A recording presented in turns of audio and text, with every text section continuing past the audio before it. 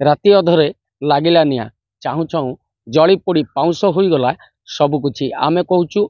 पुरी चंदनपुर अंचल पाखापाखि थिबा गौड़केरा पंचायतर पंडासर ग्राम निकट रे रहिथिबा एक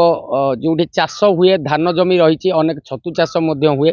सेठी गोटे घर रही घर भितर अनेक धान रखा जाइथिला छतु चाष पाई 1500 बेड पकिया जाइथिला एवं लंगल ठू धरी चाष सामग्री जो भाव में मटर रही अनेक सामग्री से खट उपकरण थिला कारण जितेबाला धान अमल हुए से धान को आ भितर रखा जाए छतु चाष हेले एठी अनेक लोक काम करती किंतु घटना जो घटिला गत काली राति जो भाव में निया लगिला जली पोड़ी पाउंस होईगला सबकिछि आम आलोचना करवा अंचलवासी आम सहित अच्छी एवं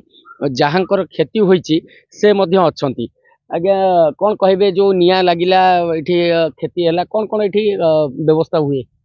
एठी छतु चाष हुए माछ चाष माछ पोखरी अच्छी आ सब चाष सामग्री जिनस रखा जाए किंतु काली केमती अकस्मात निया लगे सब जड़ी पोड़ी पाउंस प्राय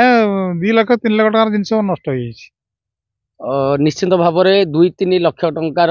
क्षति होईची जो भली भाव में चाष पाई उपकरण रखा जाइतिला से क्षति होईची आ ग्रामवासी आम सहित अच्छी आम सहित आलोचना करवा कौन कहे ये जो एठी केते लोक काम करुथिले आ जो चाष हैला कौन क्षति हैला? एठी जो छतु चाष एठी करा जाउची दैनिक 4 जन 5 जन लेबर काम करुछंती सेमानकर जीविका निर्वाह करुछंती एठरू पैसा नेगिरी तापर एठी पोखरीटा अच्छी नड़िया गछ हाराहारी एतरे 400 खंडे नड़िया गछ अच्छी नड़िया भी किसी अमल नड़िया गछ 10टा हाराहारी 10टा नड़िया गछ पोड़ी ये घरे जी सामग्री थिला गोटे पानी मोटर थिला LI पॉइंट मोटर पानी 10 HP थिला सेटा पोड़ी संपूर्ण नष्ट हो जाइए। घर उपकरण बोले ठीक रोषे सामग्री थिला हांडी डेक्ची ठू आरंभ कर रोषे सामग्री थिला सेटा सब पोड़ी तरली सब भिंडा हो जाइए सब सेटा भी कबाड़िया को भी योग्य नुहे कहले चले। तापर लंगल 10टा मही चाष उपकरण मही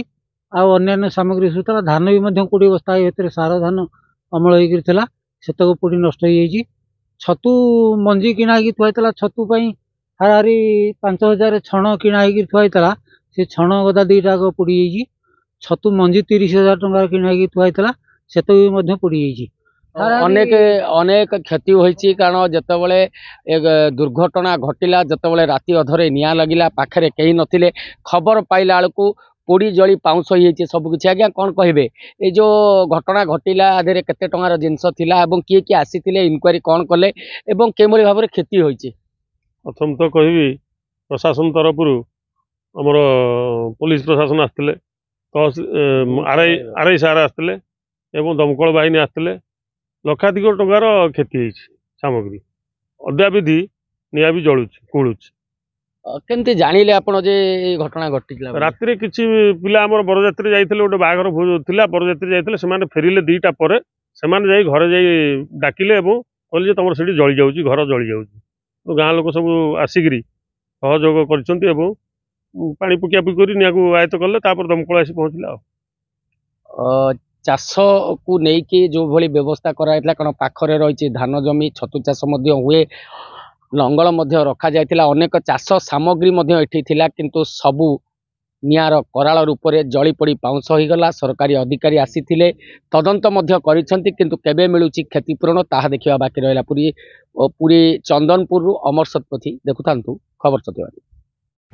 जदि आपंक आम भिडी भल लगा तेब आम चैनल को लाइक शेयर और सब्सक्राइब करने को जमा भी भूलु नहीं।